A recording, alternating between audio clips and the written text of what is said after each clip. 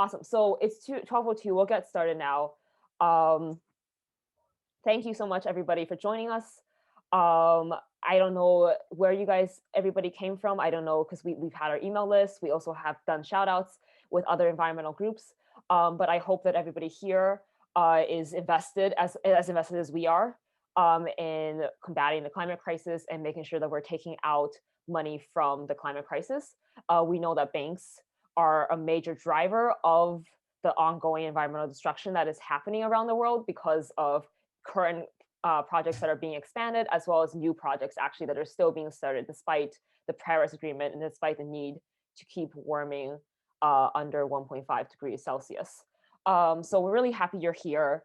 I wanted to, for people who are still coming in at the moment, I wanted to just again let everybody know that we have a Q&A function open as well as a chat function open.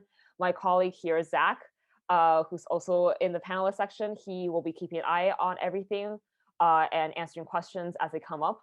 I also wanted to let everybody know that we'll have some slides for presentations, but we'll also make sure to send the slides to you all afterwards, so you don't have to worry about needing to feverishly take notes or something like that. And without further ado, I wanted to introduce Ernst and Erwan. They're joining us from BankTrack and Reclaim Finance, respectively. These are two amazing NGOs who've been in this work for years, campaigning against banks, campaigning against fossil finance, both doing a lot of amazing awareness work, as well as a lot of directly pressuring the banks and other institutions to move their money away from fossil finance. I'll let them, each of them has prepared an amazing presentation for you all. I'll let them introduce themselves a bit more and talk more about the organizations. So without further ado, maybe Ernst, do you want to take the stage? Yeah, sure. Yeah, thanks. Can everyone hear me? By the way, just to check, would not be the first time that I've started talking. Okay, cool. Thanks. Yeah, so thanks, Alice. My name is Ernst-Jan Kuiper. Let me, in the meantime, share my screen or slides, I should say. Yeah, as Alice said, I work for BankTrack in the Netherlands, and together with 5 other NGOs or CSOs, which you can see here. Below the slide, let me quickly go to my pointer option, which I should have. Laser pointer, yeah, like this. With these other 5 NGOs, we published about 3 weeks ago this report, which we call our flagship report, called Banking on Climate Chaos. And I will tell you in about 10 minutes what's in there. Yeah, why focus on banks? Let's first start off with that. For a matter of fact, nearly all companies and business sectors depend in one way or another on banks for working capital. Quite similar to if you want to buy a house, you need to apply for a mortgage. And in a very similar way, companies and also fossil fuel companies need banks for working capital. But banks can actually attach certain conditions to financing, which is what they often do actually. So what we say at BankTrack often is that companies often are what they are. A fossil fuel company is a fossil fuel company, but banks actually have a choice in what they finance. So they can decide to either finance or not finance certain companies or projects. Or as Bill McKibben, the founder of 350.org, says, money is the oxygen on which the fire of global warming burns. So what do we mean by financing, at least in this context? There are basically 3 types of services or 3 ways that a bank can help the fossil fuel industry or any other industry for that matter. It's via investments, so buying and selling of shares. It's services, which is mostly helping with the merger of companies and all that kind of business. But actually, the most important service they provide is financing of the fossil fuel sector, which basically means providing loans and underwriting bonds and share issuances. So that's what I'm going to talk about in the next, 6, 7, 8 minutes that I've left. Yeah, we released this report with 5 other partner NGOs just about three weeks ago. It was the 12th edition of Banking on Climate Chaos with, as I said, six authoring organizations, and it got endorsed by over 300 organizations from all around the globe. The report covers, as I said, corporate and project underwriting of shares and bonds and lending of the 60 largest banks in the world by assets. So those are the Barclays, the JP Morgan Chases, the Goldman Sachs, etc., etc. And we checked to what extent these banks have been financing the 2,300 companies in coal, oil, and gas sector over the last 5 years, which is basically since adopting of the Paris Climate Agreement. And we checked this throughout the entire fossil fuel cycle, so from exploration to ultimately power generation. So what's in the report? Well, obviously fossil fuel finance, as I said, which we have subdivided in subcategories, which are fossil fuel expansion, tar sands, Arctic oil and gas, offshore oil and gas, fracked oil and gas, LNG or liquefied natural gas, and coal mining and coal power. So it's not just that the report gives a number, this bank is financing fossil fuels by this much, but it also further subdivides this into all these subsectors. We also keep track of the policies of these banks. So what policies is the bank implying basically upon itself? So to what extent do they limit fossil fuel financing, or are there conditions to their fossil fuel financing? And we also track to what extent these banks are actually what is called Paris aligned, the 1.5 degrees Paris aligned. And report also contains a number of case studies, which are just examples of fossil fuel projects and their impact. So before I dive into the numbers, I think there's one thing we should know, or I should emphasize, and that is the carbon budget. So in climate science, including the IPCC report, they worked with carbon budgets, and the word basically says what it is. It's a budget of carbon, of CO2, that we still can emit until we reach a certain temperature increase globally. So what you see here is the carbon budget for 1.5 degrees, which was on January 1st, 2020, about 500 gigatons of CO2, which basically means if from January 1st, 2020 onwards, the world would have emitted 500 gigatons CO2 until, let's say, 2100, there would be a 50-50 chance of staying below 1.5 degrees. That's how you should read this number. And this is the carbon budget for 2 degrees, which is obviously larger, but roughly twice as large. And what you see here on the left side is actually the emissions of the developed reserves of all the fossil fuel projects and infrastructure, which basically means if we do not start any new coal mines or power plants or oil and gas plants, etc., we are already over the 2-degree carbon budget, which basically leads to one conclusion, that if the world wants to stay below 1.5 and even below 2 degrees, there's no room for new coal, new oil, new gas. This is in the IPCC report. This is not controversial whatsoever. So all fossil fuel expansion is incompatible with the goals set in the Paris Climate Agreement. So let's see what have these banks been doing since the Paris Climate Agreement, which is the end of 2015. What you see here is the financing of all these banks, the 60 large banks in the world since 2015, in billions of US dollars. So it averages at about 700, 800 billion a year until Corona hit, and then was reduced by about 9% last year. However, worryingly, the first half year of 2020 saw the highest fossil fuel financing of all years, or all half years, I should say, since the Paris Climate Agreement.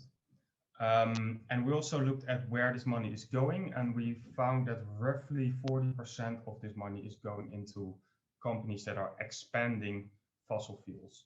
So they are drilling new oil wells, new coal mines, etc., etc. And as I said in previous slides, this is simply incompatible with the Paris Climate Agreement, both the 1.5 and the 2-degree temperature target. So which banks, might you wonder, are the worst ones of at least the 60 biggest banks in the world?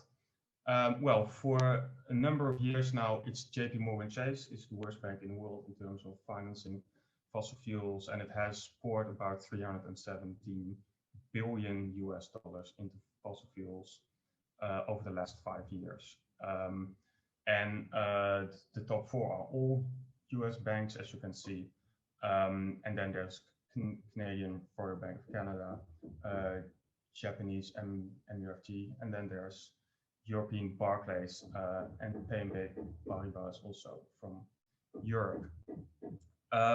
So I think I have about 2 or 3 minutes left. Is that correct? If I look at the, yeah, I think so. Right? We have some wiggle room yeah, in as okay. well, so feel free to go. Okay, good, cool. Okay, I have about, yeah, should be enough. So this is one of the tables, or one of the pieces of data that you can find in the report. It's basically print screen actually.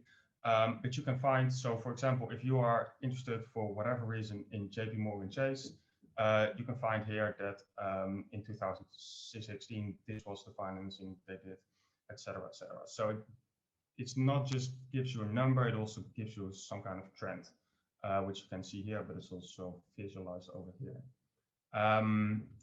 We call these are league tables, and this is the overall league table for all fossil fuels, but the report also contains league tables for all the subsectors. So for tar sands, for LNG, for coal mining and coal power, etc., etc. So what are the worst banks? Well, it's, as I said, it's JP Morgan Chase with over 300 billion in the last 5 years. Citi, Wells Fargo, and Bank of America follow in that order. And if you're from Europe, you might be curious what the worst European banks are. That's Barclays, BNP Paribas, HSBC, Credit Suisse, and Deutsche Bank. I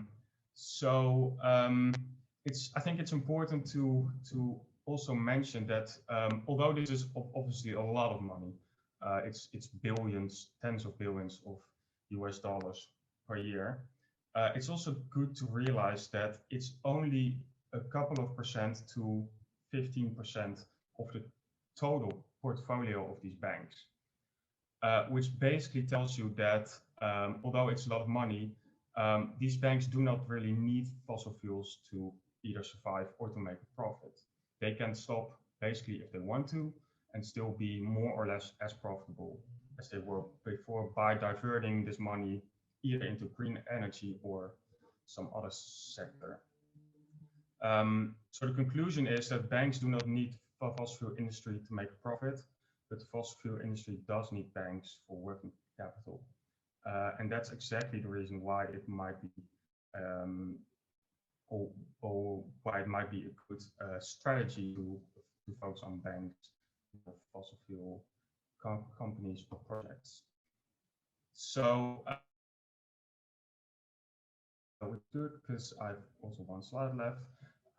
We also keep track of the policies that these banks impose on themselves. So as I said, banks can provide loans or underwriting, etc.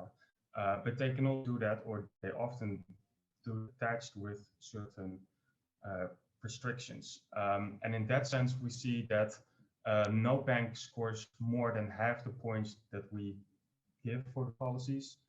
But the banks that do best score most points in coal, which is the brownish over here, in coal policies, and they're all banks.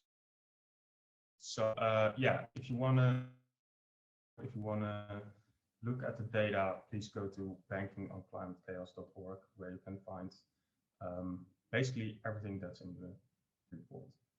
And then I'm handing it over to Alice, I guess. Thanks. Yeah. We have two questions in the question and answer section. Ernst, I don't know if you can see the screen, but I can also read out loud for everyone the questions that we haven't asked. So from Jan, we have one of the largest banks here in Austria has not yet been assessed by the Bank.Green website. Is there a playbook you could share, or maybe a checklist for someone who would like to perform this kind of green due diligence on their own? I don't know if Ernst, you would know any directives or tips for anybody who wants to do their own research. Yeah, that it can be quite hard because banks always hide themselves behind their what do they call it, customer confidentiality, if I pronounce that the right way. Yeah, the way we get our data is from the Bloomberg terminal, from the the rich billionaire in the US. But it's very expensive to get access actually. There are other websites where you can go. If you want to figure out how a certain project or company is financed, you can also look at the annual reports of that company, for example. That might also be a good strategy. Or send me an email. That might also help, because I might find some tricks to find out some financing. Yeah. Also want to note in our next section where we're going to ask you guys, or give you guys some suggestions about how you could be taking action. We'll also be sharing some tips if you want to personally get in touch with your bank. Sometimes calling or emailing can be very helpful, and we'll go into more of that details later. I have two other questions that people have left. First is from Chris. What do you make of JP Morgan's announcement to committing $2.5 trillion over the next 10 years toward climate action and sustainable development? Yeah, that was a question to me. I didn't catch that. I assume. Yeah, so. I So, guess yeah. anybody in the panel. I assume Okay. it's for you because it's during your section, but yeah. Yeah, sure. Yeah. No, yeah, I think that came out last weekend. I had a busy day today at work, so I'm gonna look at it tomorrow. But I guess the general comment or general reaction was that they have no specifics whatsoever. So it's completely unclear what green actually is. And if you leave that up to the banks, then they are quite creative, generally speaking, at least. And yeah, what we always say is that it's good. Please invest this stuff in windmills and solar panels and God knows whatever. But the climate crisis is only stopped by stopping emitting carbon dioxide. So we can basically build as many windmills as we can. As long as we continue to burn fossil fuels, the climate crisis will only get worse. So first take your money out of fossil fuels, and then from that moment on, I'm interested in where your green money is going. Yeah. I'll have one more question from Aaron, and then we'll move on to Erwan's section. How do you think, from Aaron, how do you think about public or state-sanctioned financing of fossil fuel expansion, for example, through the Belt and Road Initiative? I'm sorry, can you repeat that question one more time? Yeah, it's also in the Q&A section. How do you think about public or state-sanctioned financing of fossil fuel expansion, for example, through the Belt and Road Initiative? Yeah, no, yeah. Now I'm actually seeing. I was looking at the question, and well, I was looking at the chat box. Anyway, yeah. Well, everything that limits fossil fuel expansion, I'm in favor of. But in many cases, these fossil fuel companies go to countries where there are very weak or corrupt governments, or they find a way out of it. What we also see is that many governments around the world, especially the Canadian and the region, that they themselves are quite progressive in terms of climate policies, or at least relatively speaking, but their fossil fuel production is growing each year. So basically every country in the world is promising to basically reduce their emissions, but many countries at the same time are planning to increase the fossil fuel production and then plan to export that, which mathematically doesn't make a lot of sense. At least I think so. So yeah, I'm in favor of it. It's just that it turns out to be quite hard for governments to do so. Cool. Thank you. I wanted to now hand the floor over to Erwan, who's going to talk about Reclaim Finance's work campaigning against some of these activities that Ernst has just talked about. Great. Can you hear me well? Perfect. And you can see my screen as well, I assume. Yes, perfect. Okay, so very briefly, I'm Erwan. I'm a climate analyst at Reclaim Finance. So basically analyzing like policies of financial institutions, try to find out if they are robust policy or if we can, say it's greenwashing, and try to engage with bank and other financial institutions to try to push them to adopt better, more ambitious climate policy. And so, as was saying Ernest, basically what we expect from financial institutions and banks in particular is like three easy things. Like the first one is, as Ernest was saying, to stop expansion. So, and that's where I feel like, for example, the JP Morgan announcement was very problematic. Is yes, you're putting some money, or at least announcing you're putting money into transition, but first stop like digging and opening up new coal project or new oil and gas project, because we have no space, we have no room for any additional fossil fuels. So that's the first thing we ask them. The second one is obviously like to have like phase out of all the like reaching net zero exposure to fossil fuel, a complete phase out of fossil fuel by that is aligned to the Paris Agreement. So 2050, like nothing, but obviously like that would mean beforehand like stopping coal. So by 2040 worldwide. But that means also like stopping it sooner in Europe and the USA and other OECD countries. So that's the kind of things, the very basic things we will look at in their policy to assess like how robust their commitment is. And that's what's completely missing in JP Morgan's commitment, like new announcement, and where we feel like this is greenwashing.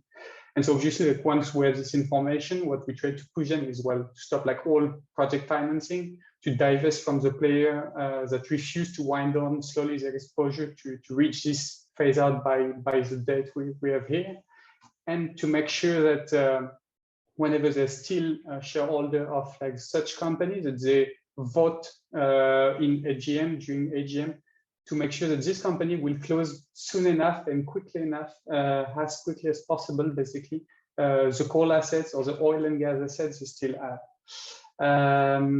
And so like, how has it been working so far? Well, not so well. Let's be honest, like just the figures we have seen from Ernst and the report Banking and Climate Crisis are terrible. But we slowly see like some victories, like quite a few big projects have been dropped, like some pipelines. There is not much like new coal project, even though there still are some like in the pipelines. And obviously like we're looking at like reaching like victories in like particular regions. So like for example in Europe, like what we've seen is that like very recently we have just reached like a tipping point where like there is more project like of coal power plants that have either being like dropped or retired, or that they are announced to retire, rather than like projects that are still operating with no end date or no dates that is like aligned with the Paris Agreement. So we're not yet there, even in Europe, but there are some progresses. Another thing that is positive is that we are now seeing some financial institutions have what we qualify as robust coal policy. Not all fossil fuel, only on coal, and obviously like the next step will be oil and gas. And I think that's what Ernest was showing you when was like showing this graph with the assessment of the different policies. Like some financial players are now like having like most of the points we try to give them, like assessing the policy on coal, but obviously like on oil and gas, this is like just emerging, and this like the work from financial institutions and from banks need to accelerate and needs to go much quicker.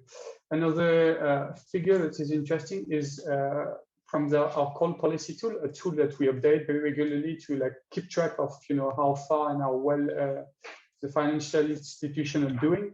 And so like you can see there that there's still like quite a number, like 200, more than 200 of financial institutions or banks, but also insurances and so on, that have no call policy. Just 6 months back, it was 250. So the yellow and red box were basically reversed. So we're not there yet, because obviously like having a call policy doesn't mean you have a strong, robust call policy, but there is like some movement. So now, like, how you get banks and other financial institutions to improve, to implement much stronger call policy. Well, basically, the first step is obviously, and that's probably the most efficient, is to name and shame. So I think the report, like Ernest presented, is a very good example of how you want financial institution to feel the pressure from the public, to see the name exposed in the media outlets, and like to have like citizens calling their banks out. That's not the only technique, obviously, like to like put pressure constantly on banks, so they feel like they have to adopt policies that are aligned to the Paris Agreement, that will slowly like plan for the dropout of all fossil fuel financing. You can also like focus on key like specific controversial projects. So like they're like in the US, like you have seen like so many campaigns on big pipelines that will like go over the territories and not only like threaten climate, but also like the livelihood and human rights of like local communities. So that's the kind of thing that will spot the light on the bad practices of financial actors, and this is something we want to push. And obviously, like during AGM seasons, like trying to have shareholders to vote down on climate policy proposed by the bank. This is the kind of things that like put pressure on the bank and slowly like make its way to the top management so that they adopt stronger call policy. Like for instance, with the French bank, what has been like essential in making them move was using like during the COP21 so much like citizen mobilization and so much like media attention over the subject that like many felt they had to adopt much stronger like coal policy, let alone like oil and gas, which wasn't much in the discussion at that time.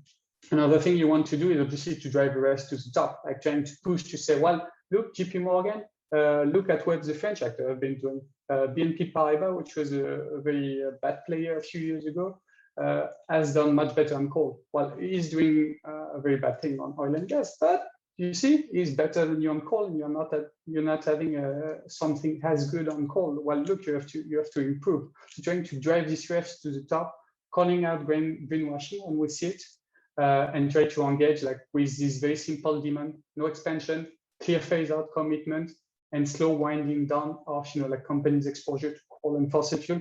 This is the kind of thing we push, like trying to show each institution that basically it is not that hard, and that if other players can do it, well, probably they can too.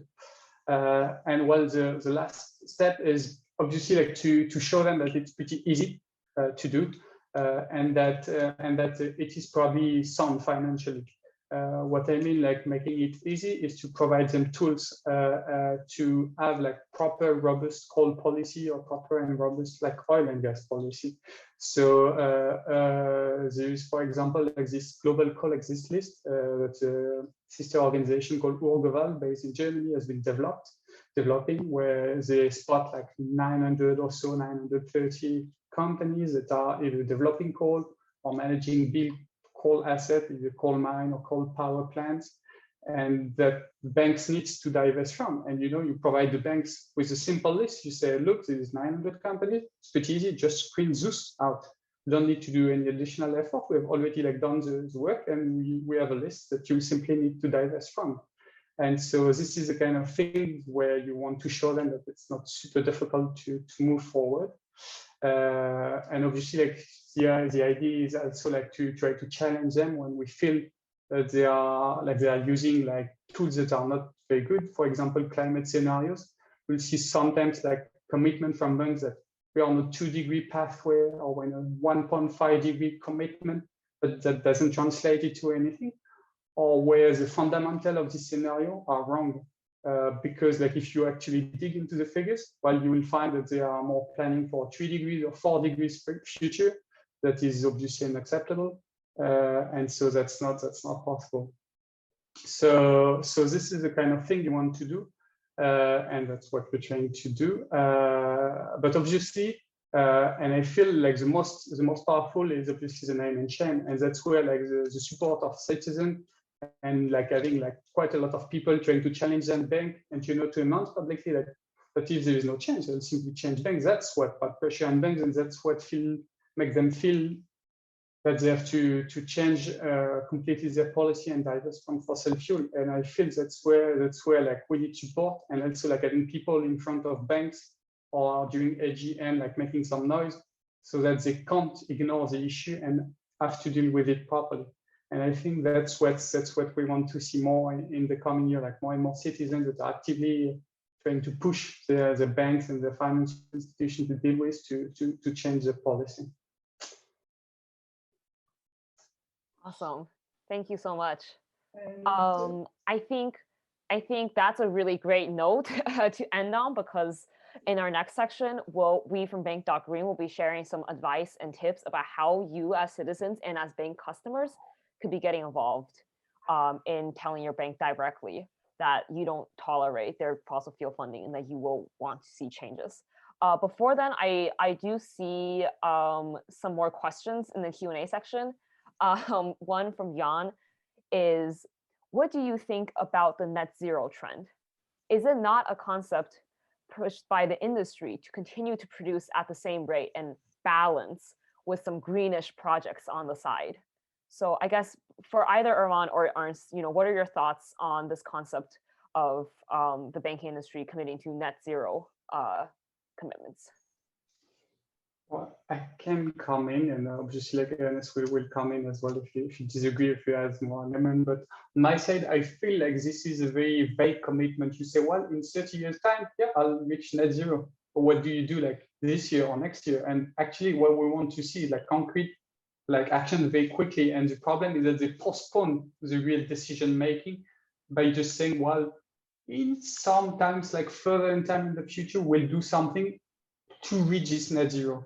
But that needs to come along like very concrete action, like typically stop investing or financing expansion of fossil fuel and divesting from the players, from the concrete like fossil fuel extractor, oil companies, coal companies that don't want to move or change their practices. And so like that's something we have seen, like for example with this insurance company called Life Mutual.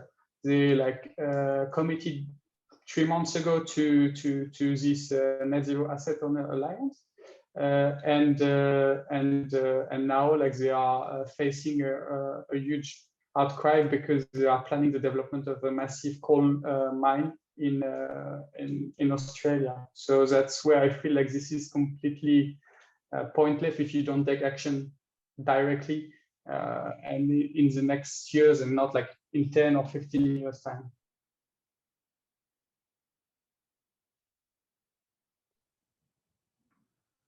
Yeah, no, if I can elaborate on that. Yeah, no, I completely agree. It's if you look, which is the thing I look most often at is the carbon budget. So I don't really care when you stop burning fossil fuels or when you start emitting stuff. It's what you do in the meantime. That's what. So if we do not want to rely on negative technologies, which are so far theoretical, basically, and we want to have a 50-50 chance of staying below 1.5 degrees, so in no way a certainty, then global carbon dioxide emissions need to reduce about 8 to 9% a year from now on, which is massive. So if you first start doing that, then I'm interested in 2050 or 2040 or 2060 or whatever. And just to compare, 8 to 9% is less than the CO2 reduction last year due to Corona. So it isn't. We've waited so long. It's a massive task now, and we need to start today. Well, we should have started 20 years ago, but the best thing we can do now is today. Yeah, thank you. I'm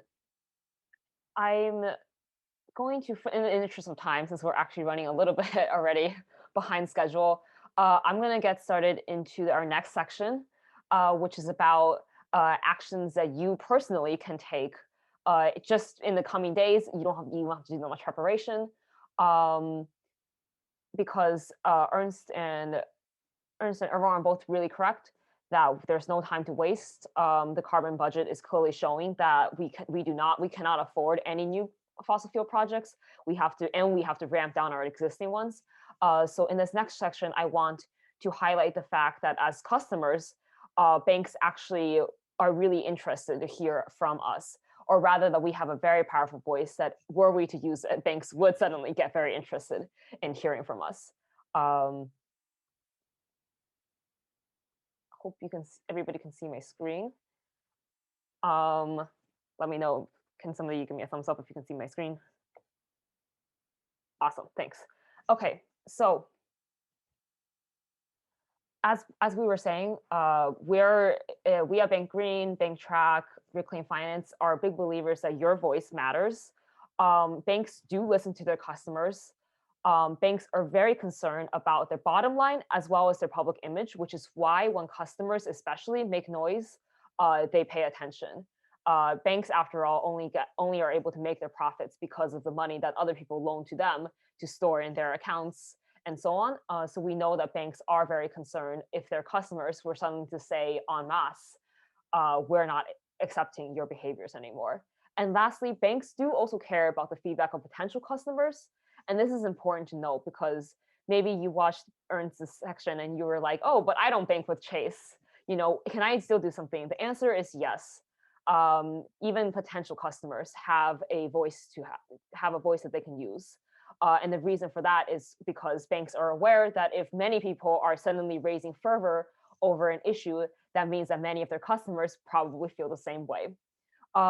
There's an interesting sort of like case study about this, actually.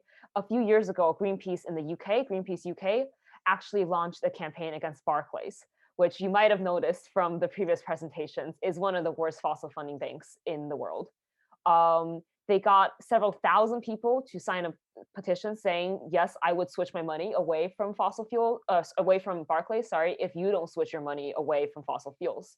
And this petition actually circulated all the way to the top to bank executives, who then started to make commitments towards climate. Now, were those commitments enough? We know that they were not, because we're still seeing them fund extraordinary amounts of fossil fuel projects. But that is an example of how just a single petition with a few thousand people participating, we know Barclays has millions of customers, so this is a very small amount of customers out of their whole pool of possible sort of people who could be making noise.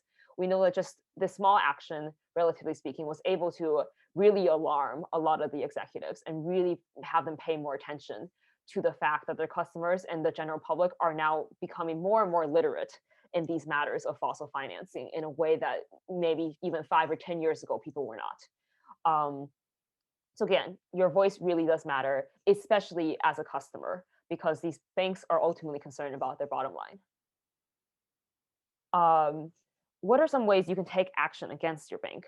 The first one that we're definitely going to spend a lot of time during this next section talking to you about is calling your bank. We're a big advocate for this method for several reasons, which we'll get to a little bit more later, but primarily it's that calling is very easy to do, but it makes a big impact behind the scenes in terms of activating internal processes that banks have in terms of how they monitor people's opinions about them and how they monitor what customers are thinking, what people are thinking about their business, about their PR, about their greenwashing. So calling is the number one thing we're trying to advocate here. But another thing that we recommend you doing is just talking to your friends and family about checking their banks and taking action. You can send them to the Bank.Green website. You can also send them to websites such as BankTrack's website or Reclaim Finance's website, should they want to learn more about this issue. We're a big fan of this method because, flashy PR campaigns and big social media, sort of drives are effective in some ways in getting out the word. But ultimately, we know that obviously social movements are fundamentally built upon human relationships. And if somebody who you already know and trust is telling you, hey, this is an issue, I'm really concerned about this. Can you also, get a little concerned about this? Why don't you check your bank? It ultimately goes a lot further than just seeing some kind of flashy ad campaign, even though we acknowledge those are also helpful. Lastly, another thing we'll advocate for is you can always take a screenshot on Bank.Green's website. For those of you who are not super familiar with our website, we have an option for you to just be able to look up your bank. You can just put in your country and then put in the bank's name. In many cases, especially if you're with a big bank, we'll have all kinds of information about your bank, thanks in large part to the amazing research that groups like BankTrack and Reclaim Finance do. So you can always post a screenshot of this result, and alert the people who follow you on social media to this. If you have a really terrible bank, you can also tag them and let them know directly that not only are you mad about it as a customer, but also that now you're alerting other people to it. As we mentioned, banks are very concerned about their public image because they know that affects their bottom line. So that's another thing we'll advocate for. I'll get into the other two after, but right now, let's dig a little bit into this method of calling. I know that calling is sometimes an effective strategy, especially in the United States where I'm from. In terms of electoral campaigns, you might have joined a phone bank at one point or something, trying to get people to vote. So this is kind of a spin on that for anybody who's done that kind of activism already. Calling your bank is really effective because banks don't get many calls about climate. You can probably imagine most of their calls are like, I can't log into my account. Why is my interest rate down?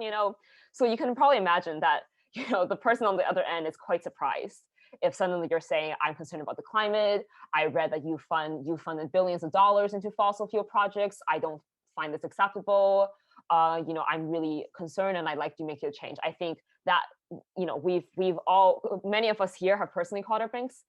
We've also know lots of other stories of people calling their banks, and almost every single time people tell us, hey, my bank teller was actually very surprised that I even brought this up. They weren't sure what to say, or so on and so forth, because banks don't get many calls about this. So your bank will definitely pay attention when you call them. Another thing to note is you might think, well, I can just call, but I'm just one person, where does it even go? Well, calls do trigger banks' internal feedback processes. Most banks will log all their customer calls about what kind of concern people had, just for their own purposes, internal purposes. So you definitely can make sure that your bank is logging your call and making sure that they understand that the call was about climate. Another thing is that calls, especially if enough people call about the same issue, that would definitely generate internal discussion amongst the bank staff. In fact, sometimes we've had people tell us, we called and actually the staff member I spoke to on the other end didn't even know about their own bank's policies. So just by the very fact of calling, you might already be alerting one bank staff member to this huge issue that even, like a low-level employee who doesn't have much to say about investor relations, or where to invest their money, they might not even be aware. So this is a really good way to generate discussion. Another thing is that you might think I'm calling and I'm only reaching the people who are picking up the phone. I'm not reaching the CEO of Chase. We think that's fine because we know that these issues are brought up the hierarchy. Again, I always like to draw upon this Greenpeace UK example. It was a petition that nobody had a direct relationship with the CEO of Barclays, that's for sure. But because it generated enough discussion, people at the bank paid attention and brought it up the hierarchy until it reached the bank executives, who did have the power to make a difference. Lastly, we're a big fan of calling as opposed to emailing or sending a letter, because calls are immediate and it forces a bank representative to give you information or pass on your request immediately then and there. Otherwise, I've had experiences where people, I send an email and I don't get a response ever, or maybe I get a response in 2 or 3 weeks. This ensures that at least at that moment you'll maybe get verification that your call has been logged, or that you'll get verification that you're being sent to somewhere else who could deal with your inquiry better. So those are some of the reasons why we advocate for calling your bank. How to call. I know that in this age of mostly texting and Facebook messaging and WhatsApping, calling is sometimes something that gives us a lot of nervousness. I totally understand this. So we're in this next few sections, I want to give you guys some hints and tips about how to make this experience a bit, less nerve-wracking and a bit more fun. First off, I want to give you guys some helpful advice about how to make this call as effective as possible. First of all, we advocate that you reach out to the investor relations line in addition to the standard customer service. The reason for that is because customer service lines are often staffed by low-level employees. Oftentimes, banks will actually even just give that out to a third-party contractor, hire out a call center to take those calls. So while we still advocate doing that, because like I said, it does trigger an internal logging process. Banks do eventually hear about it. We're big fans of trying to reach out directly to the people who do have some immediate knowledge and power over the issues of funding fossil fuels. And usually investor relations lines, they're not as public as the standard customer service. You might see the customer service number, on the website, header, and you might have to do a little bit more digging into an investor relations line. But in my experience, almost all banks will still have a public somewhere. So you just maybe need to do a few more clicks to find it. Another thing to keep in mind is keep in mind your goal of calling. One reason why people call is you can ask them about their fossil fuel policies. On Bank.Green, we don't have all the bank's information. I'm actually, after this, I'll share a story about calling my own bank, and they're not actually on the website. And so one thing you can do is you can actually call and use that as a sort of method of doing some research into your bank. This is also in answer to a previous question we had in the Q&A section. So that's one thing to keep in mind, is that calling can actually be a really effective research method as well.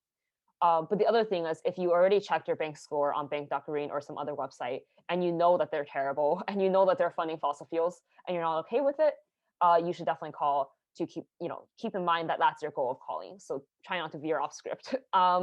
Another thing is that on our website, on Bank.Green, we have some tips for you guys for how to start a conversation. And I would recommend, for those of you guys who are nervous about calling, I definitely know I am when I'm making cold calls, to have some of those talking points in front of you as you're calling, because it just makes me less nervous, and it just is an important reminder too that not to veer off script, because you don't know how the conversation is going to go exactly. And last, we recommend calling at the beginning or the ends of the bank's business hours. I have when I called my bank a few days ago, I actually had to wait quite a while actually to get them, because I made the stupid mistake of calling in the middle of the day. So don't do my mistake. I recommend calling at the beginning or end of the bank's business hours. Really quickly, I'm going to switch my screen share to our Bank.Green website that I was mentioning. Like I said, it's just bank.green/take-action. You can also just find it at the top of our header. Like I mentioned, we have some scripts for starting a conversation with your bank. If you click down this drop-down menu, we have some advice for what you can say to a bank representative when you call. So here's some inspiration for anybody who's interested in terms of what they can say to their banks. One thing I would say though is, like, if you're really nervous and you realize, oh, I didn't follow the script, I think it's perfectly fine. Actually, at the end of the day, you're a real human being, and it's important to show them that you're a real human being who's just calling because you care. So it's okay if you accidentally, feel like you made a mistake or something. At the end of the day, the most important thing is just getting the basic message across. Again, we'll be sending out these slides afterwards. So if you lose this URL, it'll be in the slides for you later. Let's get back to this presentation. Next, here are some tips that we have for making this conversation as effective as possible. First of all, if you're a customer, make sure you say so. Again, we're going to keep hammering this. You probably think I'm like repeating myself over and over again, but we're going to keep hammering this. Like, banks care about the bottom line. And so if you are a customer, they're especially going to perk their ears up and want to listen to what you have to say. At the end of the call, some banks will do this automatically. They'll say, do you want me to pass on your message and log the call? But if they don't, make sure you ask them to do so. Again, we want to trigger these internal feedback processes. We want to trigger, on their system and their backend system, we want them to see that, oh, people are calling about climate. So this is really, really important. And again, the reason why to pass on the message is because you're probably not speaking to the person who has the actual decision-making influence over fossil fuel finance. So we want to make sure that, if possible, you have your message passed on.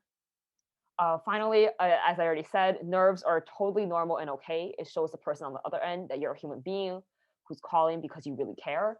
And again, like I mentioned, many people have reported their experiences of calling and that they actually found that the person on the other end agreed with them and actually didn't realize that their employer was like doing these kinds of fossil financing activities. So you remember, again, we do have conversation scripts, we do have, tips for you guys, but at the end of the day, you're just the person who really cares, and I think that is very important to get through, because we're trying to show that we're a grassroots movement, that we're just full of people, ordinary people who just really care.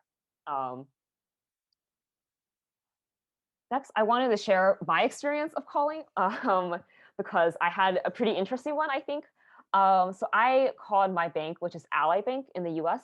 They're an online-only bank, and I've been banking with them for a few years. I really liked them at first because they had some pretty nice savings account options, and I just wanted a way to make sure that my money was in a reputable bank that I liked. But ever since I grew aware of this fossil financing issue, I started getting more and more concerned, and I wasn't sure whether Ally funded, because they're not so big enough that they're showing up on reports like the Banking on Climate Chaos report.